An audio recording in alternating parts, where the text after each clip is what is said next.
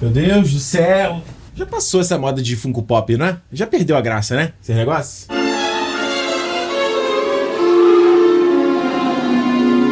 Godzilla e Kong, Novo Império, eles deram lá na cabine de imprensa. Vamos começar por ele, então? Eu acho que o grande questionamento é o que eu posso falar sobre esse filme que eu já não falei sobre o Godzilla vs Kong de 2021, que eu já não falei sobre o Kong, que eu já não falei sobre o Godzilla Rei dos Monstros. Quem ama vai amar, independente do que qualquer pessoa diga. E quem já odeia, já vai odiar. Já não vai ver esses filmes, porque já é o quinto da franquia, então o que você vai buscar de novo, sabe? Essa franquia aqui do Monsterverse é tipo a franquia dos Transformers, como era antigamente, sabe? É tipo Venom, é tipo Velozes e Furiosos, sabe? Eu falo com tranquilidade que esse filme aqui é o pior de todos. Fácil. Que é bem da verdade que tá rolando já desde o filme anterior uma idiotização da franquia, uma infantilização da franquia. E não é que antes a franquia era super inteligente, madura e tal, mas cara, de onde ela começou pra onde ela é hoje é um choque gritante. O problema não é ter o núcleo humano, o problema não é ter criança, o problema é quando é estúpido, quando os personagens estão ali, eles não são personagens, eles são na verdade plot devices, entendeu? Eles são coisas, eles estão ali simplesmente pra fazer a história andar, você não sabe de onde eles vieram, pra onde eles vão, o que eles querem, o que eles buscam, a coisa fica mais boba ainda, fica mais fantasiosa ainda, fica mais firim-fonfon ainda. Nesse caso aqui você tem aquela personagem que não fala, onde ela vai descobrir um povo e que de onde ela vem e tem uma coisa mística que parece, velho, parece Xuxa e os Duendes, mano. É tipo ridículo, sabe? Você vai, de novo, como no filme anterior, eles vão pra Terra Oca, eles descobrem a teoria da Terra Oca. E agora, qual é a ideia? Você vai descobrir uma Terra Oca dentro de uma Terra Oca. Você vai subir mais um outro nível. Então onde para? Tá chegando ao centro da Terra? Até ir pro espaço? Driving is what I do. A gente sempre reclama, ai meu Deus, por que eu quero ver humano nessa história? Eu quero ver bicho brigando, sabe? Mas isso é uma bobeira, porque a gente precisa do elemento humano na história, porque o elemento humano é o que ancora a gente naquilo ali. Senão no fim do dia era só pixel batendo em pixel, sabe? O problema é quando você faz isso de forma idiota. Não precisa ser sério e dramático como é lá no Godzilla Minus One, que é um baita filme legal. Mas também não precisa ser tão bobo. O filme fica numa leseira, sabe? Desses caras andando de um lado pra outro. Tipo, parece que você tá no... Tá vendo Quanto Mania, sabe? Aquele CGI pra caramba, naquele mundo mágico onde eles estão, onde você perde a proporção dos bichos, você não consegue entender exatamente qual o tamanho deles, se são muito grandes, se são muito pequenos, onde tudo que tá acontecendo na tela tem que ser explicado, por mais óbvio que seja. E aí você fala, pô, beleza, mas eu tô aqui só pra ver a luta dos bichos e tal. Então, show. Primeiro, cara, você precisa ver de novo Godzilla lutando com Kong, você já não viu no filme anterior, você precisa ver de novo. Tudo bem, show. Ele é inferior até os outros filmes, tá? Você vai pegar o Kong e Ilha da Caveira, pô, tem aquelas baita criaturas lá com uma vibe meio quase H.P. Lovecraft, sabe? Uma coisa bizarra. Godzilla Rei dos Monstros, onde você tem lá o Rodan, você tem o Ghidorah, sabe? Você tem criaturas diferentes, sabe? Então, lembra no Transformers como você tem aquelas cenas, onde aquela massa de pixel que você não sabe quem é Autobot, quem é Decepticon, o que eles estão batendo, onde eles estão... Então, é a mesma coisa. Sequência final de luta eu não consigo entender onde está o Kong, quem tá batendo, pra onde ele vai, porque o take é fechadinho, ou toda hora ele tem que fazer um close-up do bicho, né, pra tela. Não dá pra entender porra nenhuma, é uma cacofonia, o som é um monte de ruído, é um monte de barulho, um monte de luz. Pra mim isso aqui não é um filme, isso aqui é um não filme, sabe? Isso aqui é tipo, como se sei lá, se você já foi na Disney, eu nunca fui na Disney, mas você sabe que tem aqueles passeios que o cara entra no carrinho, aí tem uma projeção holográfica, sabe? E aí você ou vai voar com o Homem-Aranha, ou você vai passar pelo castelo de Hogwarts, ou tem lá o Star-Lord pra te passar a aventura, você tá no Star Destroyer do Império, e aí o personagem tá ali só pra te fazer você ir pra frente, né? Eu te explicar o que tá acontecendo e vamos pra cá, vamos pra ali, vamos pra ali. Não tem personagem, tem história de verdade, entendeu? Não é um filme de verdade, é uma coleção de imagem piscando na sua tela com um bando de som pra fazer você sentir alguma coisa. E é isso. Ok. O problema não é ser um filme descompromissado ou bobeiro, nem nada disso, sabe? Porque eu assisti o Roadhouse, né? O Matador de Aluguel, nossa nova versão aí, dirigida pelo Doug Liman com Jake Gyllenhaal, e eu achei o filme super divertido, sabe? Ele é tão bobeira quanto o original lá do Patrick Swayze, foi que eu falei mês passado com vocês, sabe? Jake Gyllenhaal tá com acho que a vibe boa, ele não tá tentando imitar o Patrick Swayze, ele faz uma coisa meio relaxada, meio que não tá entendendo o que tá acontecendo, tá bonito pra caramba, tá com puta shape, e as lutas são legais, sabe? Eu vi muita gente reclamando do Conor McGregor no filme aqui, mas eu acho ele super divertido, é um personagem, sabe, boboca, cheio de palhaçada, assim como o filme do Patrick Swayze também tinha. É uma porradaria muito legal, embora às vezes ele abusa da montagem digital ali, que às vezes fica um pouco demais, cara. Tem uns caras que sabem lutar, você não precisa mover essa câmera tanto, você não precisa cortar tanto assim, mas eu acho que o que eu gosto do Roadhouse, embora eu não acho que tudo funcione, é que ele capta o espírito do filme dos anos 80, entendeu? Ele capta uma vibe de filme divertido, sabe? Leve, que não dá pra você levar muito a sério, que é mais realmente pra você ver que tá num ambiente diferente, você sentir o calor daquele lugar, você parecer que tá chegando naquela cidadezinha, conhecendo aquelas pessoas. Inclusive o filme faz uma brincadeira de metalinguagem, de dizer como esse tipo de filme é antigo, né? Como esse filme é antiquado, esse cara solitário que chega num lugar, resolve um problema e vai embora, sabe? Ele não imita o filme dos anos 80, mas ele pega a mesma vibe e deixa margem aberta se esse filme aí for ganhar uma sequência, for pra outro caminho. Então eu achei ele bem divertido. Outro que eu assisti foi o Love Lies Bleeding, Amor Sangra, que é esse filme novo aí da A24 com a Kristen Stewart e a Kate O'Brien. Essa menina que tá treinando pra, né, fazer uma competição de fisiculturismo e ela conhece a Kristen Stewart nessa cidadezinha pequena. Ela cuida de uma academia, que na verdade é o pai dela que é o dono, e o pai dela tem um dono no stand de tiro, o pai dela tem dono não sei o quê. Ou seja, você já viu, é um cara ali que tem um esquema em todos os lados.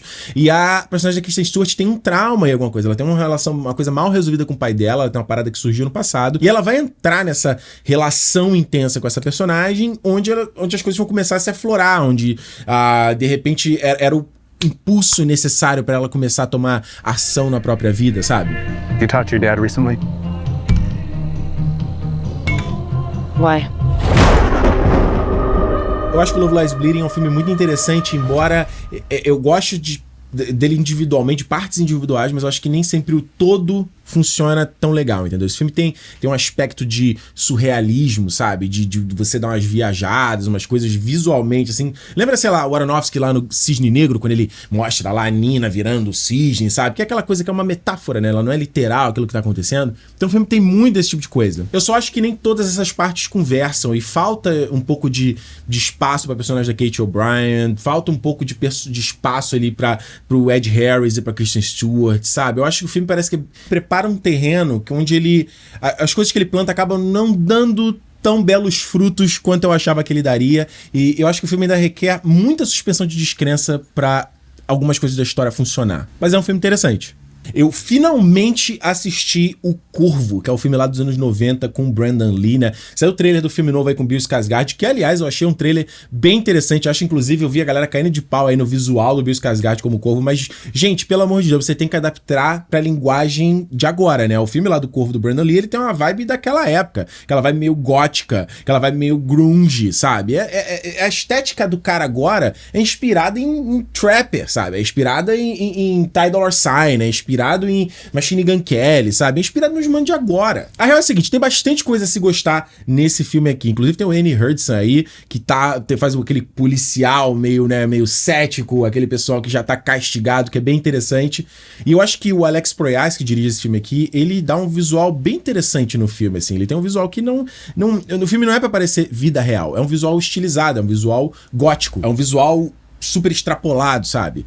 Mas eu não acho que o filme como todo funciona. Eu acho a história dele muito fraca, toda a ideia do cara ter morrido, quem matou ele, por que matou, por que ele voltou, quem ele tem que proteger, o que o vilão quer, aí tem uma menina protegendo em defesa, tudo meio muito mal amarrado pro filme acontecer no final, assim, sabe? Pra ter um conflito e tudo mais. Eu tava lendo até que esse filme é baseado num HQ que foi escrito por um cara tentando lidar com a morte da própria mulher, né? Ele usou como né, pra lidar com o luto. E é bizarro, porque o autor, inclusive, se arrepende da HQ, se arrepende do filme por causa da morte do Brandon Lee. Então é uma propriedade que tem toda uma mística aí, né? Que os caras já fizeram uma porrada de filme, já se perdeu completamente e agora vão tentar reviver. Outro que eu já queria ver há muito tempo, eu finalmente parei pra assistir, foi o Funny People aí, que é o filme do Judd Apatow aí, com Adam Sandler. E a ideia desse aqui é uma coisa meio metalinguagem, cara. Você tem esse super comediante que vem de stand-up, que fez sucesso com vários filmes, né? Tá numa depressão, tá meio sem propósito ali na vida. E aí ele se junta, né, com o Seth Rogen, que é esse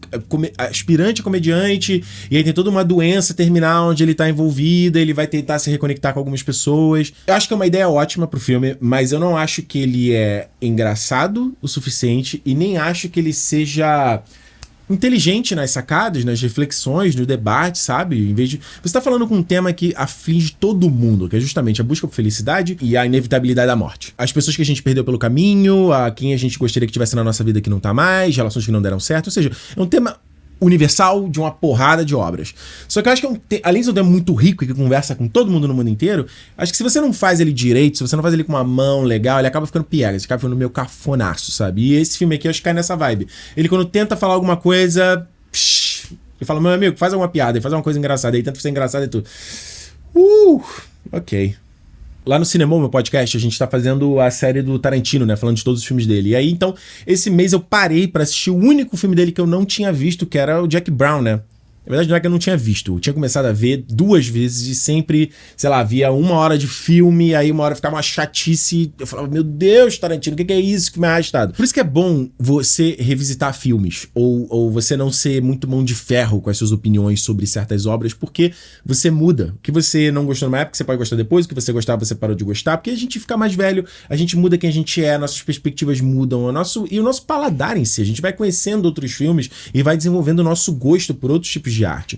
Porque o Jack Brown, ele é um Tarantino diferente, entendeu? Ele vai ter ainda a pegada ali, os diálogos que a gente gosta, os personagens são interessantes, a trilha sonora maravilhosa, mas ele tem uma outra cadência, um outro ritmo, sabe? Ele quer dar uma pegada meio blaxploitation com noir, mas é um noir moderno, e aí ele dá uma coisa de filme de máfia ali também, de filme de gangue.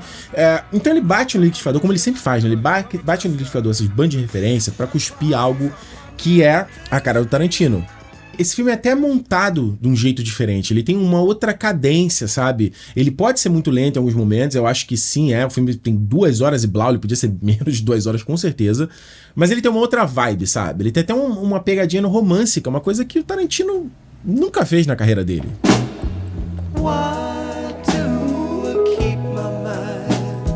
Mas são nesses momentos, nesse momento onde ele para ali e o personagem tá falando, tá contando sobre ele, você fica naquele cenário ali com aquela galera. É aí que ele te conquista, entendeu? É aí que ele dá tempo de você conhecer esses personagens, onde eles vão te revelar coisas que não só servem pro plot andar, entendeu? Serve pra você imergir naquele universo. E nesse aspecto, o Jack Brown é muito interessante. A chegada, o romance, a coisa meio triste, meio agridoce que ele coloca nesse filme é muito bonito. Eu sempre gosto de falar de stand-up aqui, e esse mês eu assisti de um cara chamado Neil Brennan, que eu não conhecia. Eu vi ele no Jimmy Fallon, achei o cara engraçado, achei ele meio esquisito. Eu assisti 2 stand-up dele, que é o Three Mics e o Blocks. O interessante do trabalho desse cara é que, assim, ele não é ultra engraçado, o que eu sei que é relativo, tá? De repente você vai achar, e de repente eu não achei. Ele não é ultra engraçado, cara, vou rir, meio de morrer e tal. Mas ele fala muito sobre saúde mental, ele fala muito sobre a carreira artística, muito sobre você buscar os seus sonhos e você viver a sua vida tentando atingir quem você quer ser, mas você tem que, às vezes, carregar legado da sua criação e traumas, e você tem que aprender a lidar com essas coisas. Você tem que fazer as coisas que você quer fazer, aprendendo a lidar com tudo isso, sabe? Lidando ao mesmo tempo com essas coisas. Tentando entender, lidar, sabe? Cuidar das suas próprias feridas ao mesmo tempo. Só que além disso, tem uma coisa legal no stand-up dele, é que ele coloca storytelling ali dentro também, entendeu? Ele tem uma narrativazinha ali dentro também. Então, tipo, por exemplo, no Blocks, que foi o primeiro que eu vi, ele faz uma brincadeira com umas peças, assim, de arte, né? Umas formas. E aí, cada forma representa um pedaço que forma quem ele é, a personalidade dele. No Three Mics, ele tem 3 microfones, e aí cada microfone vai ser uma personalidade diferente, digamos assim. E aí é onde o caso que ele vai contar da relação dele com o pai dele, que molda quem ele é hoje em dia. Então, um segmento da história que não é engraçado, você não vai rir, mas é interessante, entendeu? Você tá ali parado ouvindo a história de alguém. Se você for dar uma olhada, tiver interesse, depois me conta o que você achou.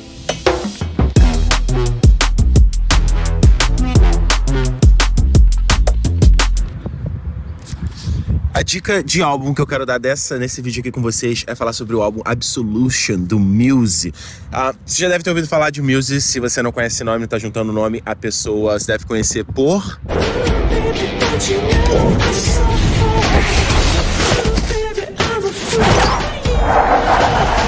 Ou... Enfim, o Muse é uma banda que eu gosto muito, e esse álbum Absolution completou 20 anos, eles lançaram uma versão remasterizada. E eu falei, pô, deixa eu ouvir como é que ficou essa versão, essa remasterização do álbum. Dei o play na primeira música, não consegui. Fui pra segunda música, fui pra terceira música, fui pra quarta música. Eu não consegui parar, velho. Eu comecei a me lembrar de como eu ouvia a música na época dos meus 20 anos, e começou a me dar aquela nostalgia. E começou a me lembrar o quão Muse é bom, entendeu? Não é só uma música pop, ela tem parte de orquestra, ela tem partes onde vai ser só, tipo, soundscapes. E, cara, os vocais do Matt Bellamy são excelentes. Então, esse álbum é recheado de pérola. Stockholm Syndrome.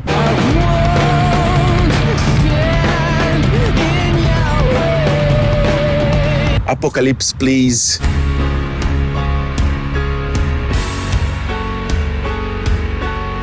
Time is Running Out.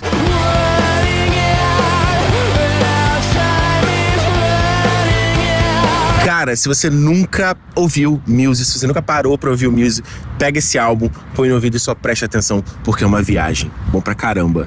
Estreou aqui fora o Fúria Primitiva, que é esse filme do Dev Patel, estreando na direção. O primeiro filme dele dirigindo. Como eles estão vendendo esse filme, um John Wick com pegada indiana. O que não tava me animando muito, porque outras pessoas já tentaram ser um John Wick. Ninguém consegue replicar aquela magia que rola ali, sabe? E eu acho que não tem nem nada a ver essa comparação com John Wick, pra ser bem sincero. Eu acho que o Fúria Primitiva é mais uma mistura de Jason Bourne com John Wick. Às vezes ele filma bem fechadinho, com as cenas bem escuras, às vezes só com ponto de luz, então fica uma coisa bem atmosférica. E mesmo assim você não perde a noção do que tá acontecendo, você não perde a noção espacial da luta, você consegue entender tudo. Bom que o filme não é só luta, só um filme de vingança. O que faz ele ganhar um baita estofo é todo o contexto sociopolítico, religioso que os caras colocam aqui nesse filme, sabe? Você mistura todo o contexto de religião, você mistura todo o contexto de líderes religiosos, misturado com política, misturado com coach. Então, cara, e o Dev Patel, a gente sabe que ele sabe interpretar, aquele olhar dele suga a gente pra tela, mas ele convence demais na fisicalidade também. Então, Fúria Primitiva me surpreendeu muito. Tô doido pra rever, já tá no meu top 10 do ano. Já tem muito tempo que eu tô assim, cara, eu preciso parar e estudar Jack Chan, e estudar cinema asiático e ver esses grandes clássicos. Aí eu peguei esse dia aqui, cara, vou assistir o Police Story, que é a franquia grande, né? Esse primeiro filme aqui é do começo dos anos 80 e tem, sei lá quantos milhões de filmes, tem spin-off, tem filme com a Michelle Yeoh, eu quero ver tudo isso, mas eu vi só o primeiro filme. Existe um fator datado do filme, entendeu? Existe uma coisa que realmente ele é um filme antigo, existe uma coisa da linguagem mesmo. Então acho que algumas coisas dele não funcionam tanto no mundo de hoje em dia. Mas o Police Story cresce onde? No carisma do Jack Chan. Ele cresce nos instantes, né? Cara, é bizarro, é surreal o que esses caras fizeram numa época onde você não tinha CGI pra limpar, né? Você tem as coisas de segurança e depois você apaga tudo em CGI. Você não tinha como fazer isso. Então tem certos takes que você vê hoje em HD e tu fala, peraí, aquilo ali é um boneco ali dentro daquele carro. Aí tem um outro take e é o Jack Chan dentro do carro fazendo o mesmo movimento. E o filme é meio que pra isso, não é tanta história. A história dele eu não achei ela tão boa assim, mas ele é interessante por você ver essa fisicalidade. Todo mundo fazendo loucuras, tu fala, mano, isso você sente a porrada, você fala que isso aqui doeu, esse cara se machucou nesse negócio aqui. Tem um momento que os caras, inclusive, repetem o stunt 3 vezes pra você ver, meu amigo, olha aqui, isso foi difícil pra caramba pra fazer, olha essa porra aqui.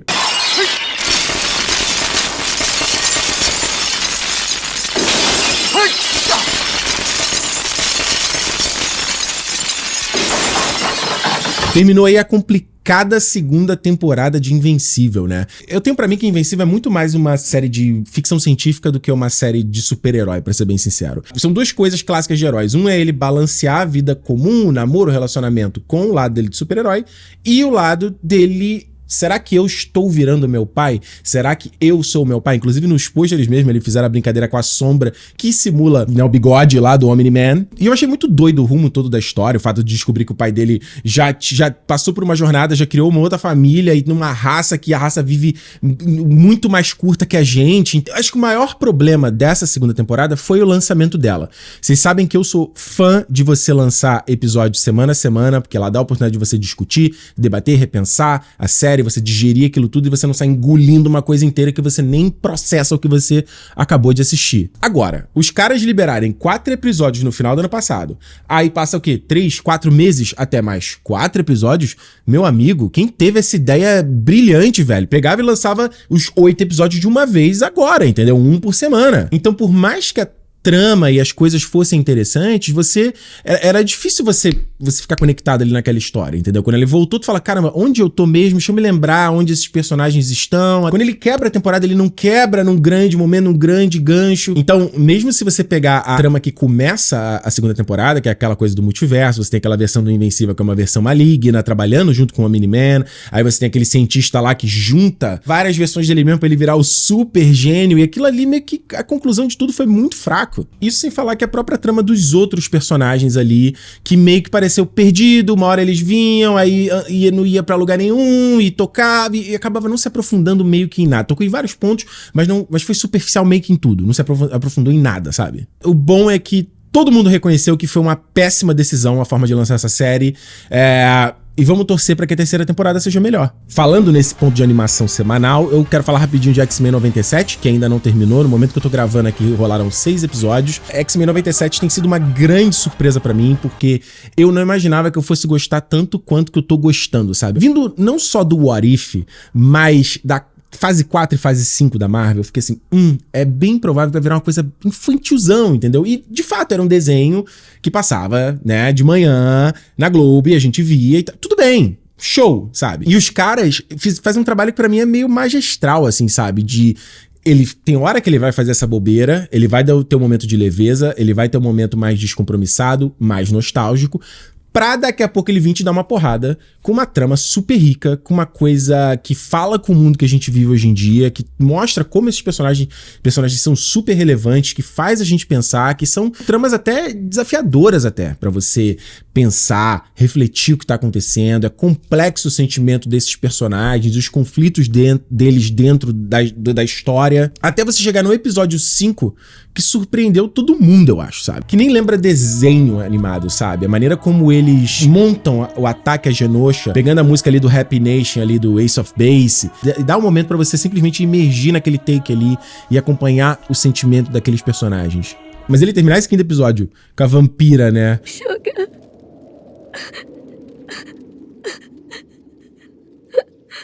I can't feel you.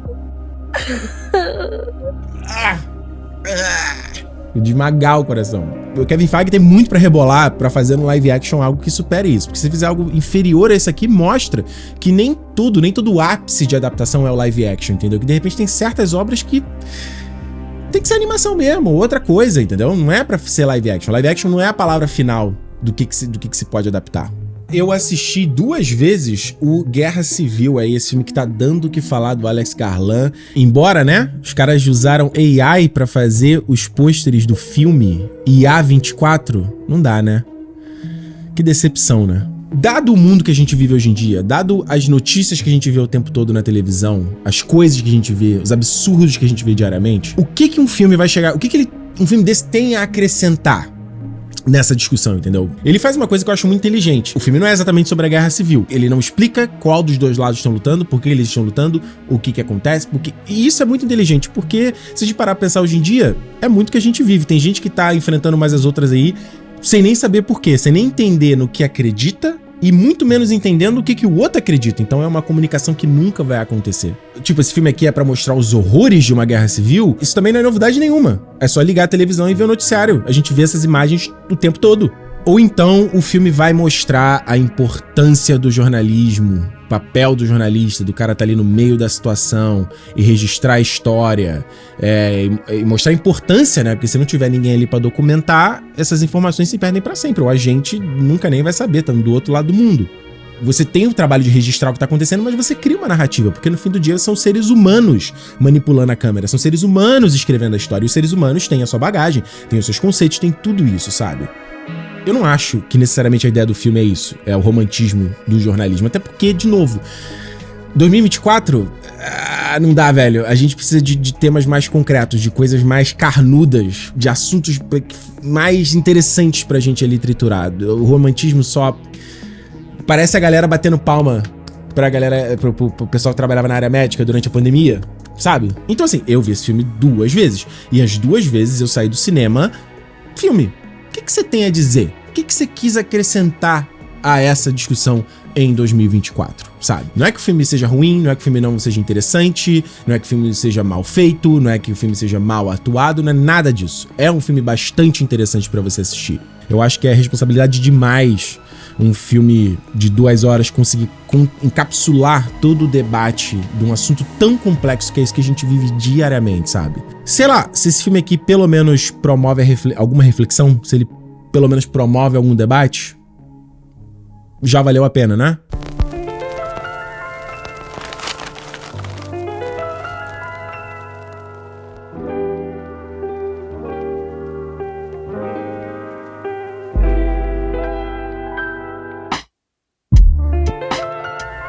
É isso aí, como você leu no título, esse é o último vídeo dessa série de assistidos. Eu comecei essa série numa época que eu tava precisando me redescobrir como criador de conteúdo, ainda falando das coisas que a gente sempre falou aqui no canal, mas trazendo um pouco mais de vlog, um pouco mais de mim, um pouco mais do que eu tava sentindo no momento, um pouco mais da minha vida, e foi uma ferramenta boa num processo de cura. Se você viu todas as partes, muito obrigado. Se você viu só algumas, muito obrigado. Se você só viu esse, muito obrigado.